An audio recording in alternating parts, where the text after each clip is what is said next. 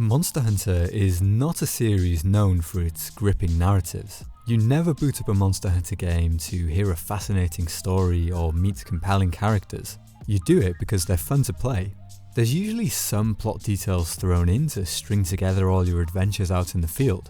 Most of the time, these details are extremely thin, although sometimes they have got a bit more weight to them. Regardless, there's probably a small group of players who wouldn't bat an eye if the next game released without a plot at all, because like I said, that's not the reason you play these games.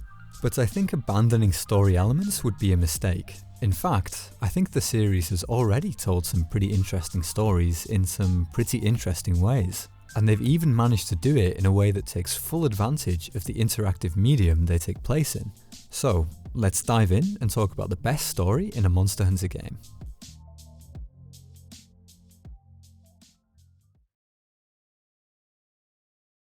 The majority of Monster Hunter plots go like this. Say the line! A monster's too close to the village again. It's super simple, but it gives a good enough reason for you to go out and do some hunting. So much so that it's essentially the driving force of every story beat across all the games. It being simple doesn't mean it can't be interesting though, which the team at Capcom seem to understand more and more as the years marched on. In the early days, they realised that one of the easiest ways of elevating this premise was to create some kind of relationship between the hunter and the monster that's threatening them. And so, instead of monsters existing as some mysterious, looming threat that you don't even see before being sent out to defeat, they started to design rivals. I mean, think about it. These games are all about increasing your skill and power to overcome bigger and badder foes. And what better way to reflect that core gameplay than to have a rival that your hunter has to work hard to overcome? The first Monster Hunter game I played, Freedom Unite, used this concept with Tigrex. The game opens with our hunter being cornered by the wyvern on a snowy peak, a confrontation that ends very quickly when it flicks us back down to ground level with ease, before letting out a roar signifying its supremacy across the mountain. We're taken to Poke Village to recover, and early on, we're sent back to those mountains to collect some Popo tongues. Sounds like a mission so easy it's boring, right? Well, it gets a bit more racy when that same Tigrex decides that, actually, those tongues you're after belong to it. It's one thing to see a hunter get beat in a cutscene, where you have no control and can only watch passively as you're defeated. It leaves a completely different impression when a story beat like this happens through regular gameplay. You probably won't have crafted even a single piece of gear yet, leaving you to face some very angry jaws in little more than your pajamas. These are not games about running away from danger, but here you have no other choice, and the negative feelings that come with having to do just that stick around in your head until you finally get the chance to get some revenge. And this is a Monster Hunter game, so you know that opportunity is going to come along eventually. That knowledge creates this sense of building anticipation around a hunt that would otherwise be pretty unremarkable.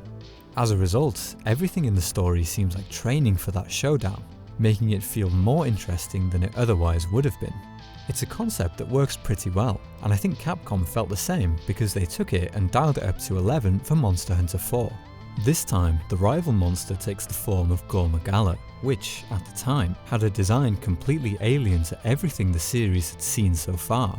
It looks like some mysterious villain, draped in black and dark purple, holding its wings like the cape of some gothic vampire, and it could use those wings to support itself as partial limbs, giving it a previously unseen total of 6 limbs with which it could slap you around with.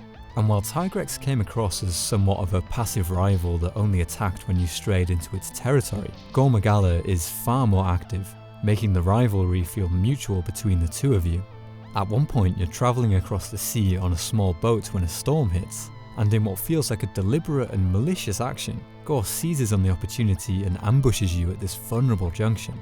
Later on, it nearly kills the friends you're travelling with, and in what I think is a series first, it slaps your cat, and nearly does much worse before you arrive and have to drive it off again. But this rivalry and story aren't just driven by revenge for these actions. There's a perfectly acceptable reason for wanting Gore removed, because its mere existence is causing chaos in the ecosystem.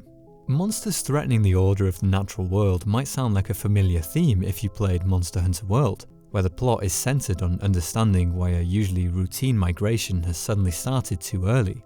But this theme feels better explored in Monster Hunter 4 thanks to how the damage wrought by gore is actually experienced by the player. Wherever this villain goes, its scales are left behind, which are able to pass on something appropriately named the Frenzy Virus. Any monsters infected with this become extremely aggressive to all life around them, and if enough monsters end up this way, then the delicately balanced ecosystem will be reduced to chaos. But rather than just hearing that this is happening, the player actually has to go out and hunt some of these infected monsters. They have this dark aura surrounding them, and in terms of gameplay they move faster and hit harder than their regular counterparts. While you might be able to hunt a regular Congalala without much mental effort, your first encounter with one infected by the Frenzy Virus is cause for a far more cautious approach.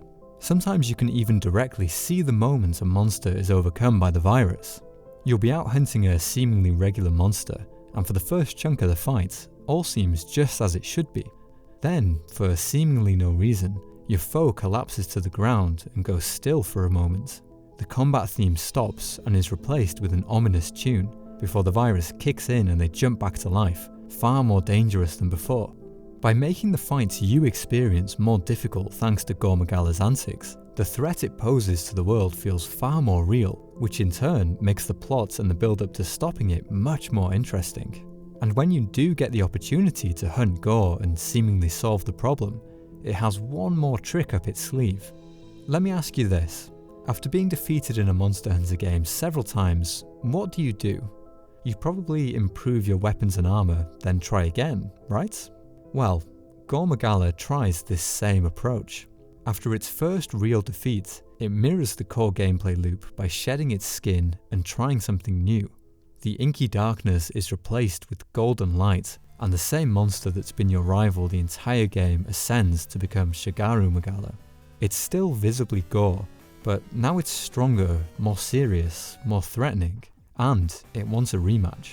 It sits waiting for you atop an arena in the heavens, where the two of you will battle one last time to determine the fate of the world. A strong Twist Elder Dragon as the final threat and boss of the game is nothing new in this series, but that's not really what's happening here. Shigaru might technically be classified as a different monster, but narrative-wise, it's still that same Gormagala you've been fighting throughout this whole journey. Yes, you've probably hunted Gore 20 times to make its armor and weapons, but as far as the game's story is concerned, there's only one. You've beat it once, but now it's back, with more power and a determination to best you one last time. And the great thing is, this storytelling is accomplished by the experiences we have through playing the game. Early on we're weak and struggle to repel Gore whenever it attacks. Later on we have to change the way we approach hunts thanks to the increased danger and difficulty brought on by the Frenzy Virus. This all culminates to a final showdown with a monster that sees you as a rival just as much as you see it as yours. And all of this never gets in the way of the core gameplay loop of a Monster Hunter game, but damn if it doesn't add so much to the experience of that loop. General discussion suggests that Monster Hunter 4 is a popular candidate for many players' favourite game in the series, and I think this and other story-centric elements like the characters and atmosphere surrounding the journey play a big role.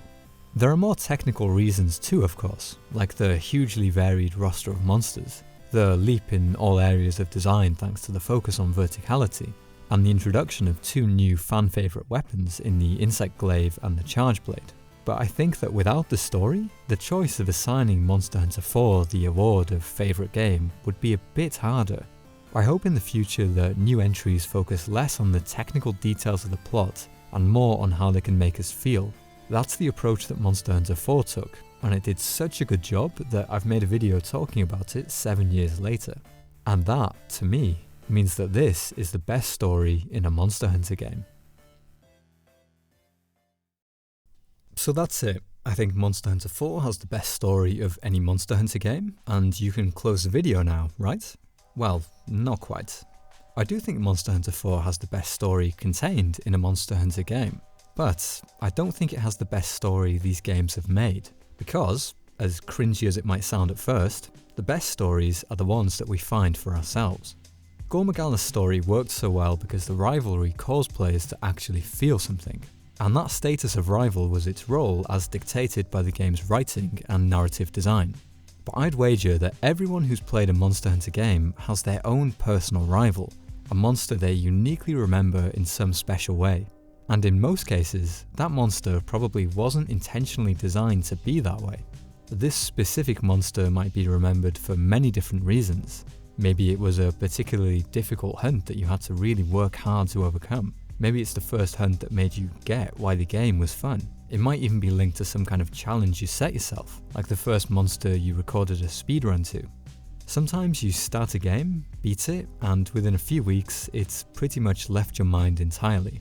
I've played many games that had a far more developed plot than that of any of the Monster Hunter games, but they nevertheless ended up falling into that category of being nothing more than a fleeting experience. But these stories that we can find for ourselves because of what happens during gameplay tend to leave a far more lasting impression. In fact, saying we find the stories maybe isn't the best way of putting it. It's more the stories that happen through play that we ourselves unwittingly are a part of. My best Monster Hunter story was with Freedom Unite. Quests in that game were split into two categories: the village quests, which were designed for solo play, and the guild quests, which were designed for multiplayer. It's a similar structure to Monster Hunter Rise, but the difference is that if you take on a guild or hub quest in Rise as a solo player, the monster's health will be scaled to reflect that. Freedom Unite gave no such mercy. Every monster in the guild quests had their stats set under the assumption that you were hunting it as a group of 4. This meant monster health was far higher than in the solo quest equivalent, leading to hunts that could take a pretty long time to complete. None of my friends were interested in the game, so I had to solo all the guild quests, starting from low rank up to G rank. Or at least, that was the plan. There was one big roadblock that stood in my way: the 7-star high rank key quest, the Underwater Terror, where you had to hunt a green plesioth. You needed to clear this quest to unlock the next urgent quest and increase your hunter rank, but for the longest time, I just could not beat it. Regular plesioth is already renowned for being a bit of a pain to hunt, thanks to it spending half the fight swimming around out of reach in lakes and its absurdly janky hitboxes. The worst of these was a hip check move that would deal massive amounts of damage regardless of whether you actually made contact with the monster or not. In fact, this move was so infamous that it was canonized in Stories 2 as the move Hyperspace Tackle, where Green Plesioth uses its hip check move to throw a wave of power and bullshit at you from across the arena. Couple these dodgy moves with the health pool scaled for 4 players, and you had one big fish I just could not land. For what felt like months, although it was probably less in reality, I tried everything to bring it down. I crafted new gear and tried out new weapons, but nothing worked, and the challenge started to feel insurmountable. As time passed though, I started to notice that I was getting better. Each attempt started to last for longer and longer as I learned how to avoid fainting so quickly. Eventually, I even timed out the quest. That's an absurd 50 minutes fighting Green Plesioth, and speaks to me playing way too defensively, but still, it meant that if I had enough time, theoretically, I would be able to beat it, and that gave me hope. I kept going at it time and time again until eventually, in a moment of shock and awe, the big green bastard flopped on his side, defeated at last. Young me had his jaw wide open for several minutes as I looked at the time limit and saw that I'd managed to finally overcome this roadblock with only a few seconds left in the quest. Green Plesioth has no bearing whatsoever on the plot of Monster Hunter Freedom Unite, but to me, the challenge it gave me and the feeling of finally overcoming my own personal rival is the story I associate with the game all these years later. It's a story that only a game can tell, and while the nature of the gameplay sets up a framework for these sorts of things to happen, the fact that everyone plays these games in their own personal way means that every single one of us has some kind of story completely unique to us that we can tell.